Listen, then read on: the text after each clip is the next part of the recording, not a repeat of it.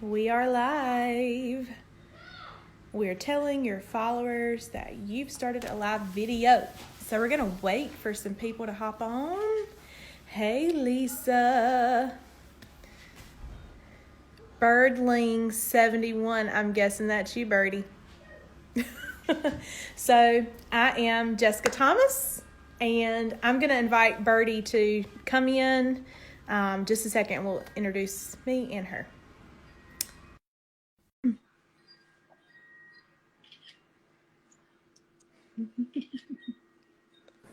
Yay. Hey, Birdie. Yay! Hey, my lipstick's too dark. I just realized that when I got on. My lipstick is too light. I left my hot pink in the van, and this is what my friend had. But I'm like, it's okay. It's It all right. works. It's It's our better than none. quarantine face. It's I totally know it. It is the truth, isn't it? so. Thanks for being on here today. I Sure. am going to introduce me and introduce you, and we'll go from there. Okay. So I'm Jessica Thomas. I am the head of membership for the Maternal Health and Wellness Network here, and the moderator here with Birdie Meyer with Postpartum Support International. And Birdie, I know that you probably don't remember me and probably do not know this because you teach like hundreds, thousands of women I across the do. nation, everywhere, and teach them about PMADs. But you and Chris literally saved my life. Aw. I was 2 years postpartum with my last baby. I have a 7-year-old, a 5-year-old, and a 3-year-old. And I thought that I was crazy, that I was possessed, that I was just not fit to be a mom. Medication had not helped. I wasn't going to therapy. I just thought that I was one of those unicorns that just didn't have it. And Carrie Banks got pneumonia and could not do the PSI NC table in Raleigh. And me and Christina did the table, and I got to go to the PSI training in Raleigh a few years ago. Yep. And I realized over those 2 days that I wasn't alone, that I wasn't to blame, and Aw. that with help, I would be well. And that was 2 years ago, almost exactly. I think it was in March or April. And now I'm in the advocacy chair for PSI North Carolina. And Aw. I'm a coordinator, and I'm also, in this with Lisa and all of this other stuff. And that's where I met Christina. And I want to thank you on behalf of Aw. every single person that has had the opportunity to listen to y'all, because you are hilarious. Thank you so much. And I'm so glad to be with you here today. So Aw. can you I'm tell still us? so touched by stories like that. You made me Oh, almost cry. I had to oh my hold gosh. it back. Yeah. Yeah. I And love it. I know we're going to talk about PSI and climb out of the darkness and all that stuff. I want to show you this real quick too. I got this in Asheville for the PSI NC board meeting, and this is my climb. These are my 3 Oh, children. wow. And yep, and so we're just keeping on going. But yeah. Wow. So I've got that. I've got my sword here too, so I fight for moms. But Wow. yeah. So tell us about you. Tell us about PSI. Tell us about all the things. Oh gosh. Well, I'm a nurse and I'm also a therapist. My master's in counseling and psychology. And I am started out as a cardiovascular critical care nurse, went into OB, and then got my counseling at some point. And my hospital that I was working at asked me, somebody came to me and said, "Hey, do we have anything for postpartum depression?" And this was 1997. And I said, "No, but I'm the OB nurse with a master's in counseling. Let me look into it." And so that's the rest is history. Then I went to PSI to California to take training from Peck Inman and Shoshana Bennett, the 2-day training that I now teach all over the place and help update curriculum and on and on. And so I, at some point, So I started a warm line or a helpline, whatever you want to call it, Mm-hmm. and a support group at my hospital, and grew that program. And I retired at the end of 2018 from the hospital, but I Uh-huh. continue to work with PSI just as I have since 2000. I am the past chair of education and training, past president, and I am an international trainer. And I honestly just get to use all the gifts that God gave me to do everything I love to do. And so, but stories like yours still make me cry because it's just, amazing to hear, that we can still touch so many lives. And I'm sure you've touched many lives since then just with your story. So I work now with work and volunteer totally with PSI. I've been the Mm-hmm. Indiana coordinator. So I'm a PSI coordinator for Indiana, which is where Awesome. I am, Indianapolis, Indiana, or Speedway, Indiana is where I really am. Gotcha. The greatest spectacle in racing, the Indy 500, which has been postponed to August. So at this point, we'll see. Yeah, it's the month of May and we should be having race, but we're not.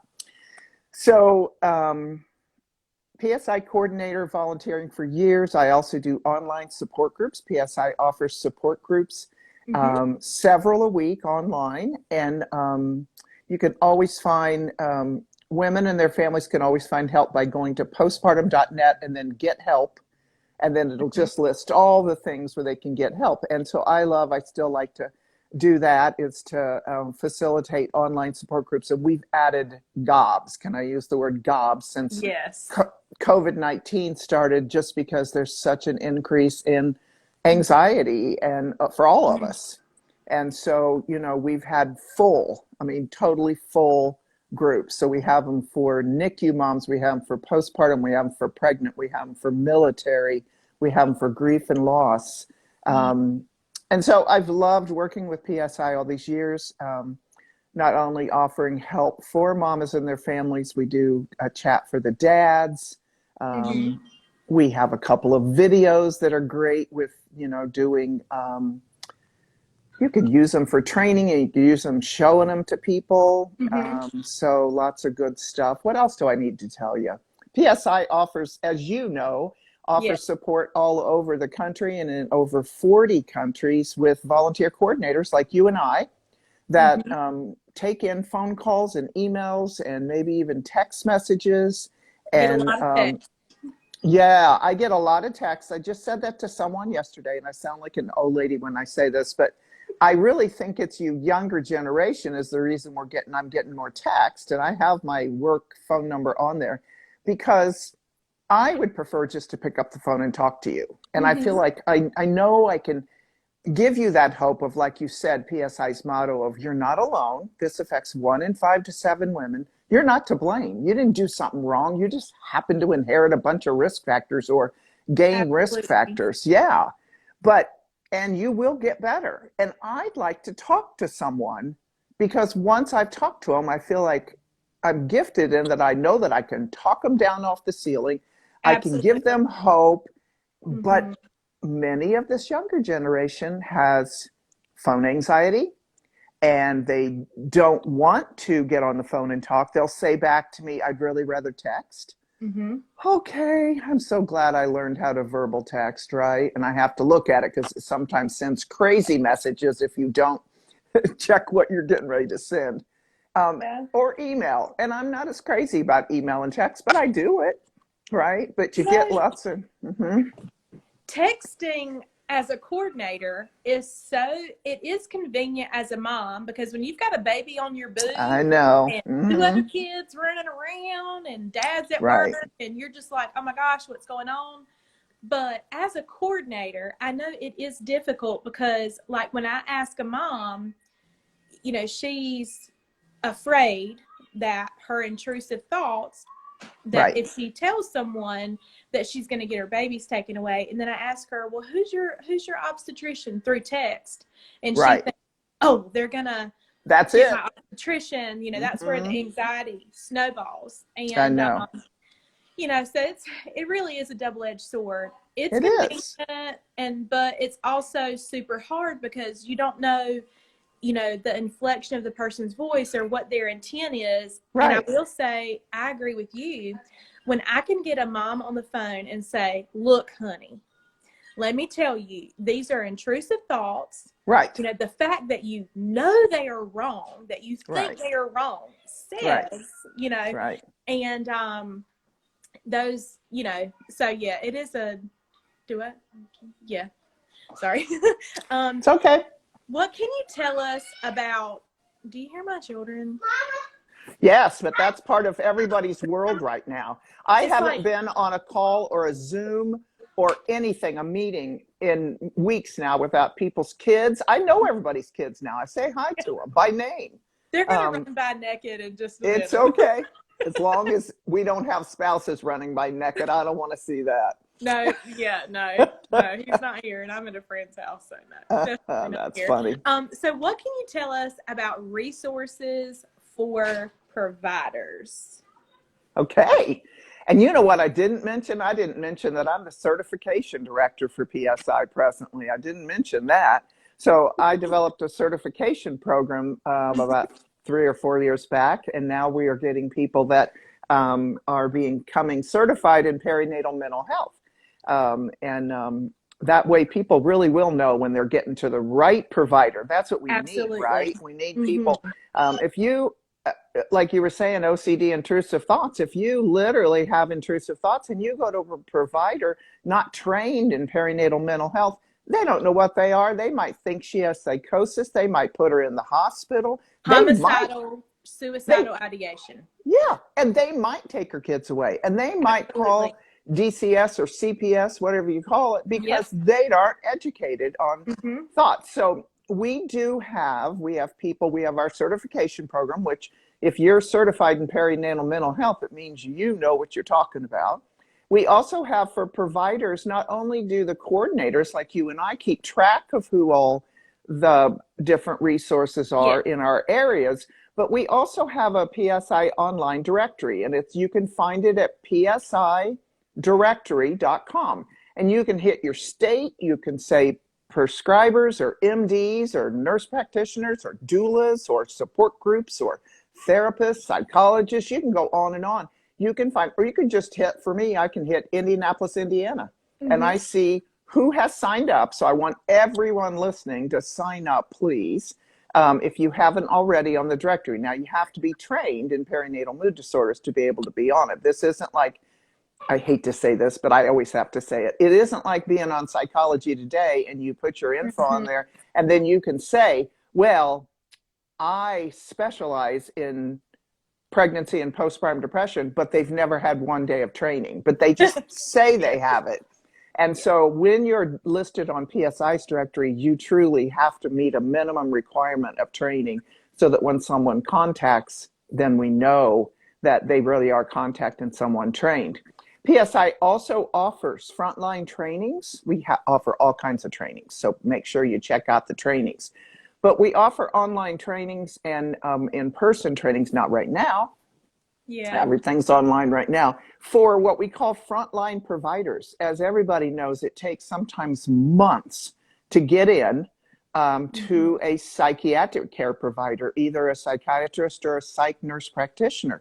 And, you know, when you just finally realize what's going on with you and you need help and you need a medication evaluation, you don't have 3 to 4 months to wait for someone to say, well, we can't get you in for 3 to 4 months, but hang in there, girl. No. So what we want is our frontline providers. Who is that? That's our OBs, that's our family practice, the people who need to be trained on the very basics of what a perinatal mood disorder looks like, and then also how do you start frontline medicines so that you can go ahead and start that antidepressant or, you know, the different medications she might need, and then wait on that appointment with the psychiatrist. The thing is, most people don't need a psychiatrist. That's only when it's a little more complicated that you need to add on a second med or a third med, or they have bipolar disorder.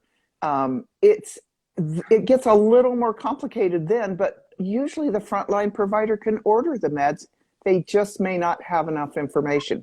So our frontline training trains the basics of perinatal mood disorders, and then it trains on how to start frontline medicines. Here's the other cool thing PSI has.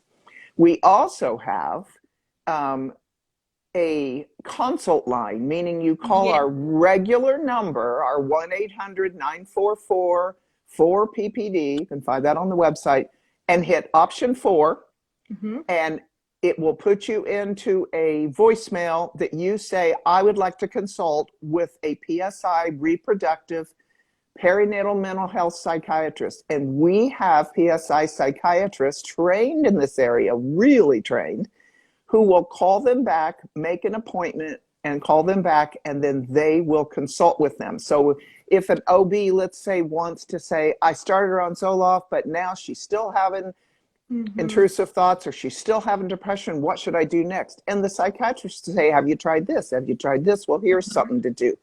And this is all free. This is free. This is phenomenal. Amazing. It really is. It really is. So Shannon asks, is there any kind of education given to doctors, especially OBGYNs, during medical school? So I would like to ask, with that, can PSI take the frontline training to, like, we have a medical school in Greenville, the Birdie School of Medicine. So, you know, people in North Carolina like Carrie, I think she's doing a frontline training in Goldsboro soon. She is. There's one coming up. So would there be an opportunity for people to go to the medical schools and do a training? Because, you know, there's a lot of people just like Stephen D. Achille, you know, his wife. Right. One of the doctors that she saw was her OB again, and her OB told her she didn't need to have any more kids, you know, like, so what can we do, you know, as far as education for that? Right. Well, I will tell you that there is a team of people with the Marseille Society that have worked on training to be put out there in med schools, and it's been worked on for a couple years, and PSI's, I know, been in touch with them and discussed with them about that too. And they, you know, we go back and forth helping each other with things like that. But as far as we know, still right now, unless you're at a specific place, like at my hospital system when I worked there, I insisted that all the med students and all the interns and residents in psych, pediatrics, family practice, and OB had to listen to Birdie give a lecture once a year. But if you didn't have me at your place and me insisting on it, and we have that in some places, there are some places it's great. A lot of them are getting it, but they had to have someone close by who was insisting on doing it, like at UNC North Carolina. You know, people, of course, they're getting education. It needs to be standard, and I know there is an entire push on making sure that it gets included, but as of we talk right now, it's still not.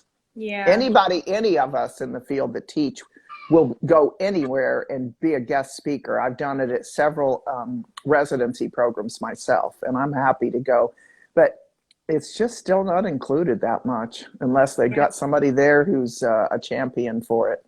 And you would think, because PMAD is the #1 perinatal complication. Childbirth. Suicide is the #1 cause of maternal mortality. Right, and yet we're not teaching on it? This is a big deal.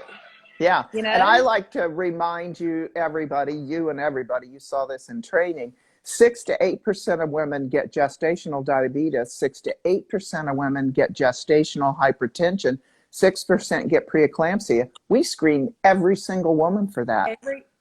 But 21, every single, all through pregnancy, postpartum, and yet 21% in pregnancy and postpartum get a perinatal mood disorder, and we still have many places not asking about it. Absolutely. You know, I worked at our local health department for a while, and something that I worked in the WIC office. So as the breastfeeding peer counselor in the WIC office, or even, you know, the nutritionist that the women see, we are seeing women from the time they have a positive pregnancy test, they pee on the stick, they come into WIC, and they sign up for their benefits until the baby is 5 years old. So we are seeing them as soon as they're pregnant and postpartum and interconception, and yet no one in WIC who are seeing these women and talking to these women about sleep and nutrition and breastfeeding and all of that stuff. They want to make sure that we're keeping diabetes down. They want to make sure that these women aren't smoking. They want to make sure that these babies are getting their proteins and veggies in, but yet nobody's trained on PMADs, and that would be a good, a good place, just like the OB offices. Well, and what we have to do in that situation is just keep inviting more and more people to the table to come get training. Now, I will tell you, in the state of Indiana, we have a lot of people in WIC who have gotten training and actually do use the Edinburgh Postnatal Depression Scale and screen, and they do know where the resources are. And so I have done many trainings where WIC is in the audience. So I see them starting to come more and more. And our statewide groups, our statewide committees that are looking at maternal mortality, they are more and more bringing, at least again in Indiana, I'm at the table talking about perinatal mood disorders as one of the most, top 2, 3 leading causes of maternal death. And so I am sitting, and we have to make sure wherever you are that you ask to be sitting at that table, because why are we only, and I'm not saying only in a bad way, we look at all the physical reasons for maternal mortality and complications, pregnancy and newborn, that we should be looking at physical ailments such as blood pressure and obesity and all the things that they're always looking at. But we also need to be looking at the maternal, that was the word I couldn't think of, right here. Like, our head's not attached to our body. We're only looking at our head is part of our body, and we need to be looking at the emotional part of that too. Yeah, and this is a huge, mental, something that I talked with our health director about. This is a public health crisis, because and I know that you've done a lot of research in this too, but I mean, it affects the children's language development. It affects their reading skills. So if we're talking about it affecting children, and the next generation of people, not just the moms. It's not just one person. This is families and intern communities and society. So everybody should care about this. I want to ask another question. What can you tell us about the darkness? So PSI's largest fundraiser, right? Climb Out of the Darkness? Yes. Okay. Didn't hear you for a second, and that's what I thought you said, but it's probably my internet's not good always. Oh yeah, it's mine. I need to work on it. PSI has Climb Out of the Darkness every single year, and it's on, typically it was just in June on the longest day of the year, but lots of different climb leaders decided to have it at different times. For instance, I think they decided middle of June was too hot, like in places like Texas, so they'd wait till September or whatever. And then sometimes it was just a better time. So it is something that happens all over the country, and the money raised from it goes straight to the state funds. And so again, I love to talk about my own state. We made 2 years ago, we made $6,000 on our climb. So we asked for donations. And it's to reduce stigma, to bring awareness to perinatal mood disorders. And it's really a fun, huge thing. And people always think climbing. We're really not climbing. We're walking around a park. That's what we've done at every one of ours, is just walk around a park. And the mommies and the daddies and the partners and the babies in strollers. And we have some fun activity for kids. But we made $6,000 2 years ago. We made $4,000 last year. And what we do with that money in Indiana is we then sponsor providers, mental health providers, to come to our training that we have once a year, the PSI 2-day training, 3-day training, we actually pay their way for those that are working with clients in our underserved populations, Absolutely. with our Medicaid clients, with our underserved, with those that are very high risk, and make sure that we need more and more and more mental health providers working with the underserved population. Because again, when that perinatal mood disorder, sometimes when you're trying to put food on the table, it takes a while for perinatal mood disorders to even get attention because you've got so many other things going on. But our Climb Out of the Darkness done all over. Some people have already had their climbs. Some people are getting ready to have climbs. In Indiana, ours isn't until September. So we'll see if we get a habit. Who knows right now, right? When we get to all gather together again. But yeah, so that's what it's for, to bring awareness, reduce stigma. So in North Carolina, we're climbing this week. Are you? I am part of the Southeastern North Carolina climb, and we were supposed to be climbing tomorrow. And at the climb, I was going to present. So Governor Cooper issued a proclamation this week that I worked on, declaring May Maternal Mental Health Month. So that I was saw that. I was jealous of you. That's Yeah. great.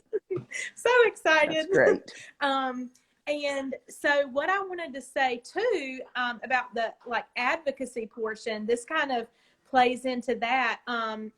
The year before last at Mom Congress, we were given or the ladies there were given a piece of paper with the bills on it so one of the bills that was passed through the Congress and Senate, I think it was the Matters, something like that. Anyway, so many thousands of dollars was given to North Carolina and helped fund a training in Greenville. It was Chris and I forgot the other lady's name. Elizabeth? Wasn't Okay. it? I think so. I don't remember. But everybody got to come at either no I cost remember. That's or cool. reduced cost. And I mean, we're talking hundreds of people. And yeah. in Eastern North Carolina, we're a very rural population. So there's a lot spread out. We don't have, a lot of the concentrated resources like Raleigh and Charlotte and Wilmington or those places. So for me and my area and the mamas here, we were super thankful for the advocacy, for the grant given to the state, for PSI getting that money and using that money to train boots on the ground. Yeah. Because we know that we are the people doing the thing. Right. We're seeing the mamas, we're spreading the word, we're raising our voices, and that's super awesome. So I hope that PSI will join the Maternal Health and Wellness Network, to where we all come to the table and collaborate, because there may be somebody out there that doesn't know about PSI and the frontline training and the psychiatric, warm line where they can call and get that advice. Absolutely. That is, my primary care is the one who prescribes the 2 medications that I'm on. And so I was able to go in there and take her a flyer and say, hey, I don't know how many moms you see, but this is a great resource. Oh, good for you. Super important that everyone is aware and that we are all ensuring that moms get the treatment that they need. Mm-hmm. Yes, absolutely. So that's so awesome. Do you have anything else that you want to say about PSI? Any plugs? Well, just to remember that, you can find help on the psidirectory.com, and that we do trainings all over, and right now they're all online, but Yay! we're still, I know they're awesome. We'd have a little over 100 at a training. We had over 200 on a Zoom webinar, 2 weeks ago with me and crazy Lisa Tremaine. Oh, yeah, Lisa. that we were supposed to be in Peoria, Illinois. You know, I love you, Lisa. Um, so we were supposed to be in Illinois, and I said I really missed just having a glass of wine with her afterwards. But instead of Oh, being in Peoria, we did it on Zoom webinar, and we're doing all of them now. But we have a bunch planned for the fall, so be sure and look up where our trainings are. And also, we have online webinars that we're doing on how to do telehealth right now, and our advisory council, PSI advisory council, does different subjects. Um, I've and seen then, those. I've yeah, seen those. they're all really good. And then, well, I am coming to Greenville, South Carolina in October. That's kind of close. I know, kind of next door, right? Yeah. I'm hoping if we're traveling by then, and I just keep saying that because we don't know. But other than that, no, just make sure to get on and see all the resources, postpartum.net, helpline, and then the helpline will connect people. There really is help out there, and just need to call the helpline, find out from your volunteer coordinator, look on the PSI directory, but the helpline gets people, you know, sent to where they need to go to, like you and I, and then we know where to send them next. So just know that there really is help out there. We just need to get them to the right place. Yeah. And yeah, we all need to work together and just keep helping women find those resources. I hate to this day to say I didn't know where to find help, but there is help. There really is lots of help out there now. Yep. And don't be afraid to reach out for help, you know. Right. There have been studies that say that like 90% of parents think the intrusive thoughts, you know, that they're not a good mom or not a good dad, you know, and I think that is proof that we all think and feel some of the very same things. So that definitely lets us know that we're not alone. And, you know, I do not want another mom to have to go through what I went through with my first, with my second, and halfway through my third, you know. So I think that we become what we needed. And I hope that there are people out there watching that, you know, find their places to plug in and find the places to share their voice and, you know, help another mom out of the trenches or help another mom climb out of the darkness. Climb out of the darkness and help him. Yes. Okay, so, cool. Yeah, totally. Well, thank you so much, Birdie, for being Thanks for having me. I'm so glad I got to talk to you. And again, thank you so much. Sure. Thanks for having me. See ya. Bye. Bye. Have a good weekend. You too. Okay.